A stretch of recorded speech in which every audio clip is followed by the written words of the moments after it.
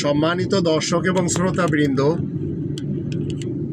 আমি ডক্টর আবুল কাশেম মোহাম্মদ মাহবুবুল্লাহ যশোরী বাংলাদেশি সেবা পার্টির পক্ষ থেকে আপনাদের সকলকে জানাই আসসালামু আলাইকুম রহমতুল্লাহ।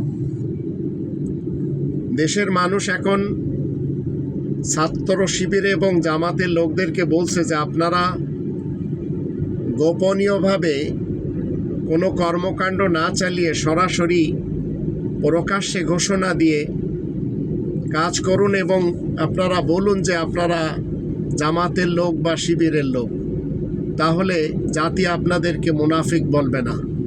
কারণ মুনাফিকিনদের চরিত্র হলো যখন যেখানে যায় তখন সেই গিরগিটির মতো বেশভূষা পরিবর্তন করে। তাই গোপনে আপনাদের আওয়ামী লীগ করতে হয়েছে আর প্রকাশ্যে এখন শিবির করবেন, এটা ঠিক না।